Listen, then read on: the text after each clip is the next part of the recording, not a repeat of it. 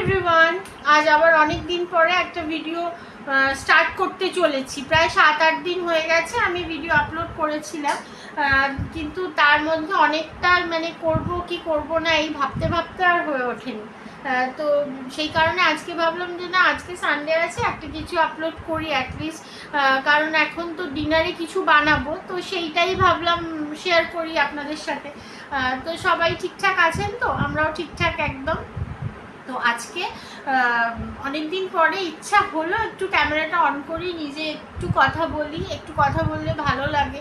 সারাদিন অনেকগুলো দিনই যায় যেদিন কোনো কথাবার্তা কিছুই হয় না, মনের কথা বলার মতো তো কোনো জায়গায় নেই, কেউ নেই। আর আমার মেয়েরা এতটাও সেই জায়গায় পৌঁছে যায়নি যেখানে দাঁড়িয়ে আমি আমার কোনো কিছু ওদের সাথে শেয়ার করবো। তো যেটুকু এই মনে হয় যে না, আজকে একটুখানি দরকার কথা বলার। তো সেদিন ভিডিওটা দেওয়ার পরে না অনেক কিছু মনে হচ্ছিল যে ওই একটা আফটার এফেক্ট থাকে না, সেইটা বোধহয় কোনো ক্ষেত্রে কারোর মধ্যে পড়লো। হ্যাঁ, আমার ওই 20-25 জন ভিউয়ার্স, 20-25 জনের মধ্যে কার মধ্যে কি এফেক্ট পড়ছে সেটাই ভাবতে থাকি। প্রথম দিকে যখন ভিডিও করতাম, আমি তো 21-এ ভিডিও ফার্স্ট ব্লগিং শুরু করি, ব্লগিং বলবো না, আমি প্রথমে রিসাইটেশন দিয়ে শুরু করেছিলাম। ওই আমার বরের ইন্সপিরেশনে, তুমি একটা কিছু করো, তুমি কিছু করো। কারণ আমার 20 সালে একটা বিষয় হয়েছিল, তারপর থেকে আর কি আমাকে কিছুতে বিজি রাখার জন্য, কোনোদিন আমাকে চাকরি বাকরি করতে দেয়নি। তো সেই ক্ষেত্রে হয়তো ভাবে যে আমার মধ্যে বোধহয় কোনো একটা কিছু কাজের ইচ্ছা বা খিদে রয়েছে, সেটা যদি আমি করি। আমি সংসারে সারাক্ষণই কাজ করি, এইগুলোকে আমার আকাজ মনে হয়। হ্যাঁ, জীবনে ইচ্ছা ছিল, পড়াশোনা করেছিলাম যে একটা কিছু চাকরি বাকরি করবো বা ভালো কিছু করার, বাট সেটা যখন হয়ে ওঠেনি। আর এইগুলোতে আমার ইচ্ছা করতো না খুব একটা কিছু। যাই হোক, প্রথম দিকে আমি রেগুলারই ব্লগ আপলোড করতাম, ভিডিও দিতাম। ইনফ্যাক্ট এটা রেগুলার চলতো। মেয়ের তখন অফ ছিল, স্কুল বন্ধ, সব কিছুই বন্ধ ছিল, যার ফলে আমি সময়টা দিতে পারতাম। বাট যখন থেকে স্কুল খুলে গেল, আমি পুরো ইরেগুলার হয়ে গেলাম বিষয়টায়। তখন থেকেই আমি ল্যাক করতে থাকলাম যে থাক, আজকে হবে না, মেয়ের পড়ানো আছে, মেয়েকে স্কুলে পাঠাতে হবে, সব কিছু রয়েছে। হ্যাঁ, আমার যেটা হয়েছিল, এই সোশ্যাল মিডিয়ায় যেটা আমি আর্ন করেছিলাম, দ্যাটস ইনস্টা থেকে। কারণ ইনস্টাগ্রামে আমার ফলোয়ার্সটা প্রচুর বেড়ে গেছিলো, এখন ফলোয়ার্সটা উল্টো অনেক কমে গেছে, কারণ আমি ভীষণ ইরেগুলার, আমি কোনো কন্টেন্ট আপলোড করি না ওখানে। আর কিছু র্যান্ডাম ক্লিক থাকে যেগুলো আমার মেয়েরা ভীষণভাবে আপলোড করে, বাট আমার তাতে কোনো ইন্টারেস্ট নেই। ইভেন কি সেখানে আমার কিছু ডলার পেন্ডিংও আছে, ওখানে তো $100 না হলে হয় না। তো $100 মধ্যে কিছু ডলার আমার পেন্ডিং আছে। আমি তাও কোনো কিছু ঢুকি না, কারণ আমার ভালো লাগে না, আর এগুলোর মধ্যে আর আমার ভালো লাগে না থাকতে। কিন্তু তাও মনে হলো যে না, আমি একটু ইউটিউবে একটু কথা বলা, একটু শেয়ার করা, এগুলো একটু ইচ্ছা করে। বন্ধু বলতে কিছু নেই, কোনো কিছুই থাকে না। কিন্তু তারপর আবার মনে করি কি, ওই একটা বলি না, আমার কোথাও একটা মিডল ক্লাস মেন্টালিটি আমাকে সুড়সুড়ি দেয় যে আমি এইগুলো বললাম, এই কাজগুলো দেখালাম, কেউ কিছু ভাবলো না তো, কারোর মধ্যে কোনো কিছু এফেক্ট থাকলো না তো, যে আমি, কিন্তু এটাই তো আমার লাইফস্টাইল। হ্যাঁ, আমার বরকে যখন আমি বলি, আমার বর উল্টো দিকে তাকিয়ে থাকে, কিছু করার নেই, কারণ এটা তো তার লাইফস্টাইল, সে শেয়ার করছি বলে তার কোনো অবজেকশন নেই।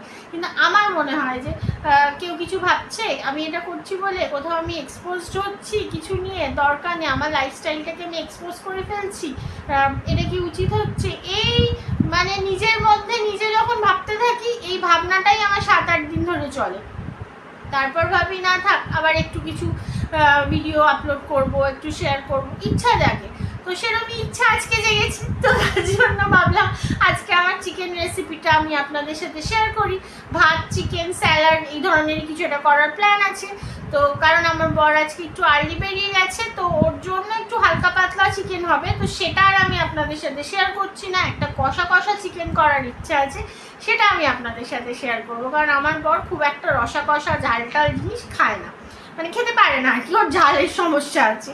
তো আমি ভাবলাম যে আজকে একটু কষা কষা কিছু চিকেন রেসিপি আমি আপনাদের সাথে শেয়ার করি। তো সেটাই আজকের আমার ভিডিওতে থাকবে। ওকে, তো চলুন রান্না শুরু করে দিই। তো এখানে বকবক করার পর চলে এলাম রান্না করতে, কারণ ডিনারে আজকে করব একটু কষা কষা চিকেন। তো প্রথমে আমি প্যান বসিয়ে তাতে সর্ষের তেল দিয়ে দেবো, একটু তেলটা হয়তো বেশি দিলাম কারণ একটু কষা কষা করব, তার জন্য তেলটা গরম হওয়া অবধি আমি একটু ওয়েট করব। আর আমি না চিকেনটাকে খুব ভালো করে মেখে নিয়েছিলাম, আদা রসুন হলুদ লঙ্কা গুঁড়ো একটু সাদা তেল দিয়ে একটু মাখিয়ে নিয়েছিলাম। তারপর চিকেনটাকে না আলাদা করে একটু ফ্রাই করে নেবো সর্ষের তেলে। তাতে কি হয়, চিকেনের একটা আঁশটা গন্ধ থাকে, তো আমার লাগে, জানি না সবার লাগে কিনা, যারা চিকেন ভালোবাসে তাদের হয়তো লাগে না। তো সেই কারণে আমি চিকেনটাকে একটু মানে ভেজে নেব, আর ভাজার পরে আর আমি আলাদা করে তুলে নেব না, এর মধ্যেই রাখবো। আর রসুনের ফ্লেভারটা খুব সুন্দরভাবে যাতে চিকেনের মধ্যে ঢুকে যায়। তো তারপরে একটু ভাজা ভাজা হওয়া অবধি ওয়েট করব। হ্যাঁ, নাড়াচাড়া করে যাব, আমি একদম সে কড়া ক্রিস্পি ফ্রাই যেটা সেরকম তো কিছু করব না, কারণ এখানে আমি কোনো ব্যাটার অ্যাড করিনি। তো একটু ভাজা ভাজা হয়ে গেলে আমি ওদিকে পেঁয়াজ আর টমেটো কেটে নিয়েছিলাম, বেশ অনেকটা পরিমাণ পেঁয়াজ দিয়েছি, কারণ গ্রেভিটা পেঁয়াজেই হবে। আর এটা আমার আর আমার 2 মেয়ের জন্য, কারণ আমার বরেরটা একটু হালকা পাতলা ঝোল করব।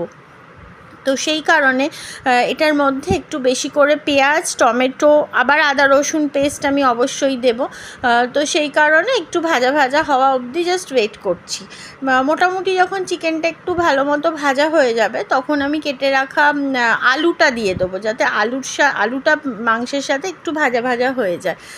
তো সেই কারণে আলুটা একটু ওই মাংসের সাথে ভাজা ভাজা হলে কী হবে, ওই ঝোলের মতো তো বিষয়টা না, যেহেতু কষা কষা করব, তাই ভালো মতো ভাজা হয়ে গেলে আলুটাকে খেতেও খুব ভালো লাগে, টেস্টি লাগে। তো সেই কারণে এইভাবে ভেজে নিচ্ছি। তো তারপরে এই যে বেশ খানিকটা পেঁয়াজ আর টমেটো আমি খুব ভালো করে কেটে নিয়েছি, তো সেটাকে আমি এবার এর মধ্যে দিয়ে দেবো। আর আলাদা করে আলু আর চিকেন কিন্তু আমি তুলে নিচ্ছি না, সব একসাথে দিয়েই ভালো করে ফ্রাই করব, যাতে মানে পেঁয়াজের গন্ধগুলো সবটাই চিকেন আর আলুর মধ্যে চলে যায়। তো একটু ভাজা ভাজা হওয়ার জন্য আমি একটু অল্প নুন আর একটু অ্যাড করেছিলাম, করে আমি একটু ঢাকা দিয়ে দেবো যাতে পেঁয়াজটা নরম হয়ে যায়।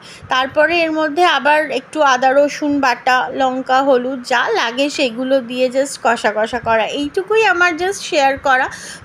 তো এই যে পেঁয়াজগুলো নরম হয়ে যাওয়া অবধি আমি ওয়েট করব। একটু নুন দিয়েছি, আমি সেটাই বলছিলাম আর কি। তো সেই কারণে একটুখানি নরম হলে তারপরে আবার পেঁয়াজ মানে আদা রসুন বাটাটা দিয়ে দেবো। এই রান্নাটা আমার অনেক রান্নাই থাকে করার মতো, কিন্তু সবসময় যে সেটা ক্যাপচার করা হয় তা নয়। আজকে ভাবলাম যে হ্যাঁ চলো এটাই করা যাক।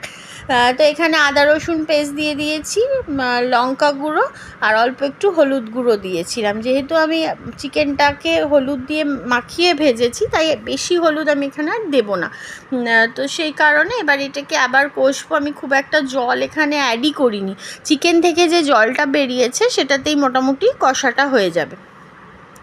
তো সেটাই মোটামুটি চলছে বলা যায়। এই যে সাইড দিয়ে দিয়ে একটু তেল ছাড়বে, তারপর আমি ঢাকা চাপা দিয়ে একটু সময় লেগেছে ঠিকই, প্রেশার কুক করলে যেটা 2টো সিটি দিলে হয়ে যায়, সেটা আজকে যেহেতু আমি ফ্রাই প্যানে করছি একটু তো সময় লাগবেই। তো এইভাবে আবার রেখে দেবো, এই যে সাইড দিয়ে তেলটা ছাড়বে সেই অবধি ওয়েট করতে হবে, তো তাহলেই হয়ে যাবে। তো এই যে একটু ঢাকা চাপা দিয়ে সময় লেগেছে। আমার চিকেন মোটামুটি এইরকম, নামানোর সময় কাঁচা লঙ্কা আর গরম মশলা দিয়ে আমি নামিয়ে নিয়েছি। দেখতে কিন্তু খুব টেম্পটিং হয়েছে। আর পরের দিন আমি ভয়েস ওভার দিচ্ছি, তো খেতেও অসাধারণ হয়েছিল। একটু ঝাল ঝাল হয়েছিল ঠিকই, কিন্তু মাঝে মধ্যে একটু ঝাল খেতে ভালো লাগে, তাই না? দেখতে কি সুন্দর লাগছে না? একদম কিন্তু জল দিইনি। আর আমার বরেরটা একদম হালকা পাতলা প্রেশারেই রয়েছে, সেটা আর ঢালিনি। তো এই আমাদের ডিনার। ভাত করে নিয়েছি, ভাতটা আমি একটু সকালের দিকের করে রাখি, কারণ আমার বরের তাড়াতাড়ি বেরোনো থাকলে আমি মাইক্রোওভেনে গরম করি, হয়ে যায়। আর এদিকে অনেকটা স্যালাড করেছিলাম আর তার সাথে একটু লেবু কেটে নিয়েছিলাম। ডিনারটা জমে গেছিলো পুরো বলা যায়। অনেক দিন পরে ভাত দিয়ে এরকম চিকেন, তাও আবার রাতের মেনুতে, এটা একটু অন্যরকম লেগেছিলো। তো আজকে এতটাই, নেক্সট ব্লগে দেখা হচ্ছে, টাটা।